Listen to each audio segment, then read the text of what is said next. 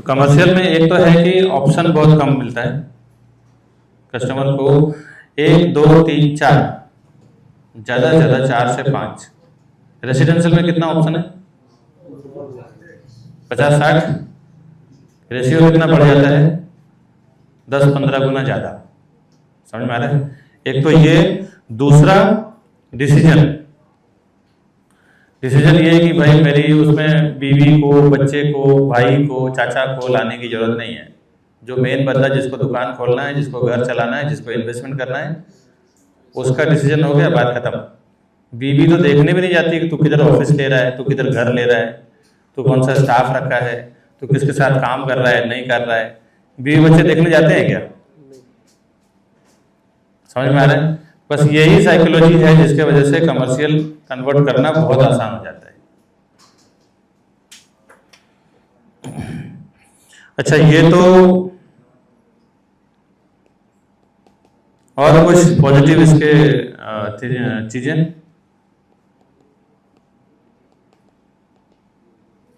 Commercial का trend इसके लिए भी बढ़ रहा है कि जो लोग देख रहे हैं कि इन्वेस्टमेंट पर्पज से और एप्रिसिएशन जो देख रहे हैं, तो वो हाँ, देख रहे हैं कि बहुत बढ़िया एप्रिसिएशन की बात कर रहे हैं ना। देखो, रेंटल एप्रिसिएशन और प्राइस एप्रिसिएशन दोनों, इसमें फर्क आएगा आपको। ये भी आप कस्टमर से बात कर सकते हैं कि नॉर्मल अगर आप समीम भाई जो बोल रहे हैं कि अगर आप 1.5 करोड़ का घर लेते हो तो 1.5 करोड़ का घर का भाड़ा कितना आएगा? 30-35 हजार, 40 हजार। 1.5 करोड़ का दुकान लेगा तो कितना भाड़ा आएगा?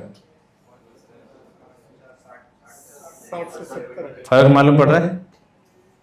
ये चीजें आप अपने कस्टमर से शेयर कर सकते हैं। जो इन्वेस्टमेंट पर्पस के लिए आते हैं ना, उनको आप कमर्शियल में मूव करो, क्योंकि कमर्शियल में काम आसान हो जाता है। किया है ऐसा किसी ने किया भी होगा, 2-4 लोगों ने। रेसिडेंशियल में वो लेने आते हैं और उनका पर्पस अगर प्योर इन्वेस्टमेंट का है, उनको ना कमर्शियल में मूव कर दो, और लाइफ टाइम आपको याद भी करेंगे, अपने को भी फायदा है, उनको भी फायदा है। विन विन के सिचुएशन में चलना है। रेंटल भी एप्रिशिएट फास्ट होएगा और प्राइस भी एप्रिसिएशन फास्ट होएगा, क्योंकि कमर्शियल में क्या होता है, कमर्शियल में लोग ना बाहर के एनवायरनमेंट से मतलब नहीं होता। रेसिडेंशियल सोसाइटी में देखोगे ना, फ्लैट लेते हैं, उसके बाद देखते हैं बिल्डिंग कैसा है, फिर देखते हैं बाहर की एम्यूनिटीज कैसा है, swimming pool, club house, जिम्नासियम, kids play area कैसा है, कम्युनिटी कैसा है, और आसपास में स्कूल, कॉलेज, बहुत सारे वजह है। अपने को काम करना है, मेहनत करना है, पैसा कमाना है, चाहे कमर्शियल में करो चाहे रेसिडेंशियल में करें। तो जहाँ फायदा है वहाँ वो मतलब। अब प्राइसिंग एप्रिसिएशन में मैंने देखा है कि अभी मीरा रोड स्टेशन पे आप चले जाओ तो वहाँ के जो 4-4 माले की सड़ी हुई बिल्डिंगें हैं, नीचे दुकानों का भाव देखो और उसके ऊपर फ्लैट्स का भाव देखो, फर्क है कि नहीं? ऊपर का फ्लैट का भाव पिछले 20 साल में कुछ ज्यादा नहीं बढ़ा है, 10-15 साल में, हाँ ज्यादा नहीं बढ़ा है कंपेयर टू सॉफ्ट कमर्शियल की बात करें, बढ़ा है, बट दुकानों के कंपेयर में तो मुझे लगता है कि कुछ भी नहीं बढ़ा। वहां पे दुकानों का मैं पता किया था कि 5-5 करोड़ की दुकानें, 3-3 करोड़ की दुकानें, 1-1, 1.5 लाख, 2-2 लाख रुपए रेंट है, बराबर। अब वहीं ऊपर चले जाओ, फ्लैट 1 करोड़ रुपया, आज मैं पिछले 10 साल से 8 साल से सुन रहा हूं, और उसके बाद भी 1 करोड़ रुपए होने के बाद भी कौन खरीद रहा है? कोई खरीद भी नहीं रहा है। बोला अरे यार क्या 4 माले की बिल्डिंग है, ना पार्किंग है, ना बच्चों के लिए बैठने के लिए जगह है, ना ओल्ड एज के लिए बैठने के लिए, फैमिली को लेकर नीचे आके रुक भी नहीं सकते हैं, जाने का प्रॉपर छोटा रास्ता है, पार्किंग के लिए जगह नहीं है। एक काम करो, कनकिया चले जाओ, एक काम करो उधर पीछे कहाँ घर ले रहे हैं, लेकिन स्टेशन के पास नहीं ले। लेकिन कमर्शियल का वैल्यू ज्यों का त्यों है। अच्छा, कमर्शियल की शॉपिंग की बात छोड़ो, कमर्शियल की ऑफिस स्पेस की बात करें तो उसमें भी सेम, ऑफिस स्पेस का भी वैल्यू बना रहता है। उसमें 2-3 क्राइटेरिया मैंने देखा हूँ कि कॉमन वॉशरूम जिसका है उसका वैल्यू मैंने देखा है कि अगर कॉमन वॉशरूम मेंटेन नहीं है तो वैल्यू नहीं रहता है, कॉमन वॉशरूम तो समझ रहे हैं ना? यस सर, हैं? हर फ्लोर पे जो common हाँ, 5 ऑफिस स्पेस है जिसका एक बाथरूम है, वो चौल के जैसा, बराबर ना? लेकिन जिसका सेपरेट सेपरेट वॉशरूम है जिस कमर्शियल में, उसका वैल्यू हमेशा बढ़ता है, क्योंकि जब सोसाइटी प्रीमाइसेस में वॉशरूम आ जाता है ना, तो सेक्रेटरी चेयरमैन डिसीजन लेना वो फिर डिले होता जाता है। लेकिन जो अपने प्रीमाइसेस में है, जैसे मेरे अपने प्रॉपर्टी का वॉशरूम है, तो मैं प्रॉपर ख्याल रखता हूँ। और सबसे ज्यादा कंप्लेन मैंने देखा है कि कमर्शियल स्पेस में वॉशरूम का ही है। पूरा सिनेमैक्स का बिल्डिंग जो है फेल है। पता है क्यों है? कि कोई भी अच्छी कंपनी वहां पे आती ही नहीं है। बोले बाथरूम के अंदर हगने मुतने का बराबर सुविधा नहीं है साला का बिल्डिंग, इसीलिए फेल है। मेन वहां पे जो मैंने देखा कि ऑफिस स्पेस वाले का रोल प्रॉपर नहीं है, क्योंकि वहां पे प्रॉपर वॉशरूम नहीं है। जो है भी सेम सिस्टम है। बहुत ज्यादा एप्रिशिएटिव मुझे लगता नहीं है। अंदर की दुकानें सब बाजार जैसा खोल के तो बैठे हैं, लेकिन बहुत ज्यादा बढ़त नहीं है वहां पे।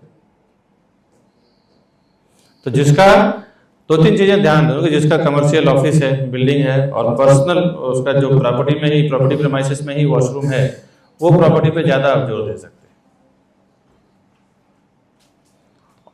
अच्छा, ये नेगेटिव पॉइंट जो था उसको भी समझ के चलना पड़ेगा, क्योंकि ये आपको कस्टमर को कंसल्टेंसी करने में आसान होगा। क्यों भाव बढ़ेगा? कस्टमर पूछते हैं ना कि कितना भाव बढ़ेगा और क्यों बढ़ेगा, कैसे बढ़ेगा। तो ये सब कंसल्टेंसी आपको करने को आसान होगा। कनेक्टिविटी वाइज, वॉशरूम का, ये छोटी छोटी चीजें ना बहुत मैटर करता है पैसा बढ़ने के लिए बाद में, फ्यूचर में। तो इसलिए कमर्शियल प्रॉपर्टी बेचना आसान है। ब्रोकरेज भी ज्यादा रहता है उसमें, ब्रोकरेज भी ज्यादा रहता है, बहुत फास्ट मिलता है। फास्ट में मिलता है। अच्छा, एक इसका जो ये तो 3-4-5 हमने पॉजिटिव पॉइंट के ऊपर डिस्कस किया है। अब नेगेटिव पॉइंट के ऊपर भी डिस्कस कर लेते हैं, ताकि आपको फेस करना ना पड़े। वहां पे आपको ये चीजें क्लियरिटी होना चाहिए। अब इसका नेगेटिव पॉइंट क्या है कि वहां पे ना ब्लैक व्हाइट रेशियो का रेशियो रहता है, BW का रेशियो रहता है। अब इसको कैसे मैनेज किया जाए? बहुत सारे कस्टमर रेसिडेंशियल में लेने आते हैं तो बोलते हैं मेरा बजट है इतना, लोन करना है इतना, ऐसे ऐसे, तो वहां पे आपको रोकना पड़ेगा। अगर बिल्डर का डिमांड, कोई भी डेवलपर अगर बोलता है कि भाई मेरा 10,000 15,000 का एग्रीमेंट है, 30,000 35,000 का भाव है, तो कैसे क्या करेंगे? उस जगह पे कोई उपाय नहीं है। उस जगह पे फिर आपको ठीक है सर, आप रेसिडेंशियल में ही जाओ, तो कहाँ से आप 90% लोन करेंगे उसमें?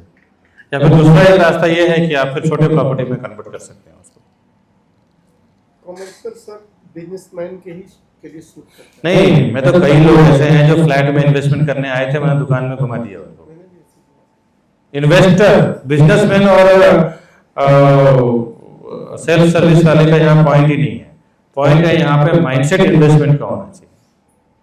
कि बहुत सारे ऐसे लोग आते हैं कि अरे यार मैं एक काम करता हूँ, बसई बाजार में मुझे ना 40-40 लाख का फ्लैट मिलेगा, 2-3 फ्लैट में ले लेता हूँ, उससे मुझे 6-7 हज़ार रुपये भाड़ा आता रहेगा। समझेगा? ऐसे भी लोग आपको टकराएंगे।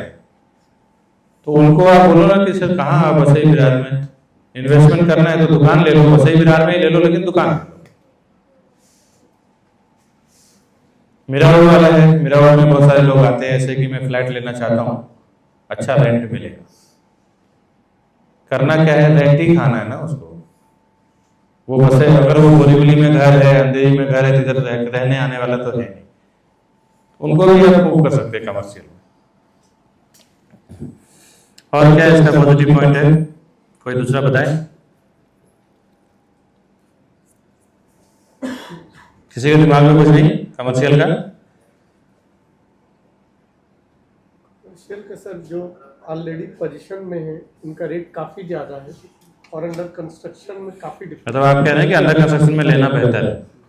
बहुत मेजर फर्क है, बहुत। अंडर कंस्ट्रक्शन प्रॉपर्टी चाहे रेसिडेंशियल हो चाहे कमर्शियल हो,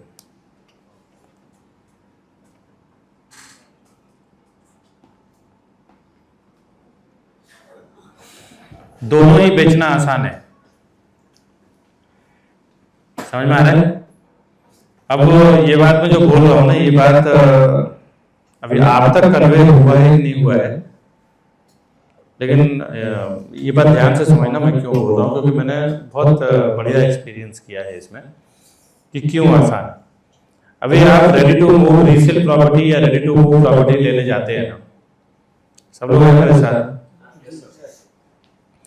रेडी टू मूव या रीसेल प्रॉपर्टी जो रेडी है लेने जाते हैं ना, तो देखना सबके साथ ना ये चीजें बहुत मगजमारी होता है कि कस्टमर आया, कस्टमर के साथ उसके दूसरी बार बीवी बच्चे आए, पूरी फैमिली आई, पूरा परिवार आया, वास्तु वाला पंडित आया, ये आया, वो आया, सब आया। मालूम पड़ा कि देखा, पसंद किया, एक ने आके उसको चौकड़ी मार दिया। फिर दूसरा प्रॉपर्टी दिखाया, फिर मालूम पड़ा कि दिखाया, अपने पसंद कराया, हेड ऑफ द फैमिली को पसंद कराया, वाइफ आई, उसने चौकड़ी मार दी। हेलो, ऐसा हुआ है ना? लेकिन अंडर कंस्ट्रक्शन वाले प्रॉपर्टी में ये सब लोचा नहीं है। वहाँ देखेंगे बढ़िया सेल्स ऑफिस बनाया है, सब टाई लगा के कोट पहन के सब सेल्स वाले बैठे हैं, और मालूम पड़ा कागज पे दिखा के माल बेच रहे हैं। समझ में आ रहा है? वहाँ पे एक्चुअल का जो एक्सपीरियंस है ना, एक्चुअल का ड्रामा बंद हो जाता है। बड़े बड़े बिल्डर को आप देखोगे ना कि 10-20 करोड़ रुपया खर्चा करके सेल्स ऑफिस बनाता है, मॉडल बनाता है, ब्राउजर बनाता है, पेपर बनाता है, वो पूरा एनवायरनमेंट बनाता है। वो जानता है कि अभी मैं एक्चुअल दिखाने जाऊंगा तो 36 ड्रामा निकल के आएगा। कुछ चीजें दिमाग में क्लियर हो रहा है?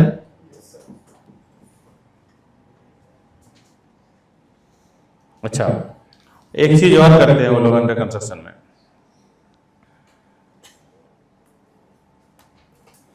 कि अभी रियल फ्लैट देखने जाओ ना, तो एक बिल्डिंग में फ्लैट चारों साइड व्यू करता है, बराबर? ईस्ट वेस्ट नॉर्थ साउथ, है ना? अब उसको फ्लैट बेचना है और सैंपल फ्लैट बनाना है, तो देखना कि बिल्डर लोग हमेशा उसी फ्लैट को सैंपल फ्लैट बनाते हैं जिस तरफ से व्यू बहुत अच्छा हो। इसके लिए भी कस्टमर जैसे फ्लैट के अंदर जाता है ना, अरे वाह माउंटेन दिख रहा है, अरे वाह सी दिख रहा है, अरे वाह सामने तो पूरा म्युनिसिपैलिटी का गार्डन है, प्रॉपर ओपन व्यू है, और बिजनेस है, सेल्स है, धंधा है, नहीं तो माल ही नहीं बिकेगा।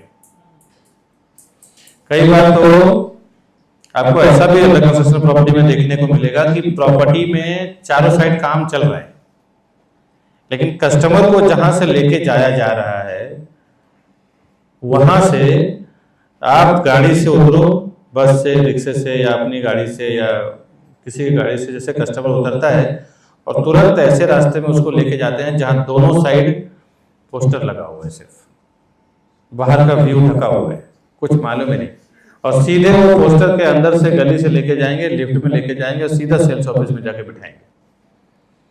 ये मैं मैनेजमेंट की इसलिए बात कर रहा हूं कि आप जब जाओगे ना तो आपको सब चीजें क्लियर होना चाहिए। सीधे गली से लेके जाएंगे सेल्स ऑफिस, सेल्स ऑफिस में आपको एक्सप्लेन करेंगे, उसके बाद ऐसे सैंपल फ्लैट में लेके जाएंगे जिसका सबसे खूबसूरत व्यू है, उसके बाद फिर वहां से नीचे उतारेंगे, कमेंट में बैठ के डिस्कशन करना शुरू कर देंगे, और वहीं डील क्लोज। ये मैनेजमेंट है, और इसके बगैर तो प्रॉपर्टी बेचना भी मुश्किल। मतलब 100 में मुझे लगता है कि 99, 90-80 प्रॉपर्टी तो ऐसा है कि जिसका बहुत अच्छा चारों साइड से व्यू नहीं है, और बेचना तो उसको है ही। ये मैनेजमेंट है, सेल्स ट्रिक है। अच्छा, ये चीजें आपको समझने के लिए बोल रहा हूं, फिर आपको कस्टमर को ये सब चीजें नहीं बताना, ये आपके समझ के लिए रखना है कि कौन सा प्रॉपर्टी बेचना आसान है, कौन सा प्रॉपर्टी बेचना मुश्किल है। वसई विरार में मैंने देखा है बहुत सारा ऐसा बिल्डर मैनेज करके रखा है और सबसे ज्यादा माल बेच रहा है वो, क्योंकि उसने वो सेल्स ट्रिक प्रॉपर अपनाया है। अभी ये लॉन्च हुआ था ना वाले का, सेम फंडा उसने यही किया था। जैसे कस्टमर आया, दोनों साइड बड़ा बड़ा पोस्टर लगा हुआ था, सीधा अंदर सेल्स ऑफिस, सेल्स ऑफिस से पीछे वाला उसने बनाया था, उससे अपना सैंपल फ्लैट गए थे ना सेल्स ऑफिस, बैक साइड वाला वो, हाँ, पेंकरपाड़ा के साइड वाला सेल्स ऑफिस बनाया था, जबकि इसके बाजू में म्यूनसिपालिटी का बाथरूम है। वो नहीं दिखाते।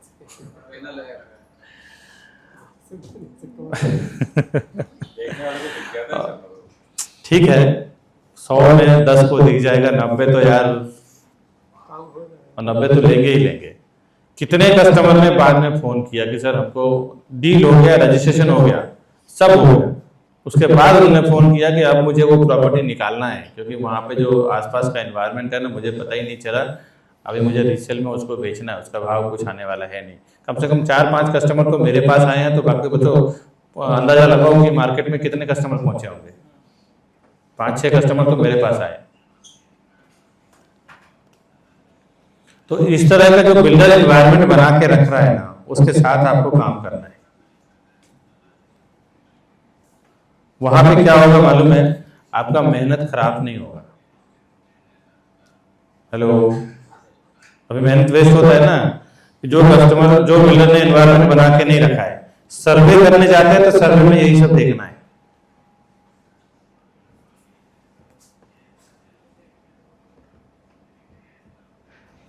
समझ में आ रहा है मैं जो बोल रहा हूँ? पहले आप लोगों ने गौर किया होगा ना ऐसा, लेकिन ये चीजें दिमाग में नहीं होगी कि कौन सा बिल्डर का माल बिक सकता है ज्यादा, उसने क्या एनवायरनमेंट बनाया है, क्या माहौल बनाया है सेल्स का। सर्वे का मतलब ये होता है, वहां जाके आपको देखना है कि क्या माहौल बना हुआ है जिसके वजह से माल बेचना आसान है। सैंपल फ्लैट का व्यू क्या बनाया है, आने जाने का रास्ता कैसा बनाया है, क्या फैसिलिटी दिया है। मालूम पड़ा कोई कोई बिल्डर को तो मैं देखता हूँ कि सैंपल फ्लैट 4 माले पे है और सर चढ़ के जाना पड़ेगा।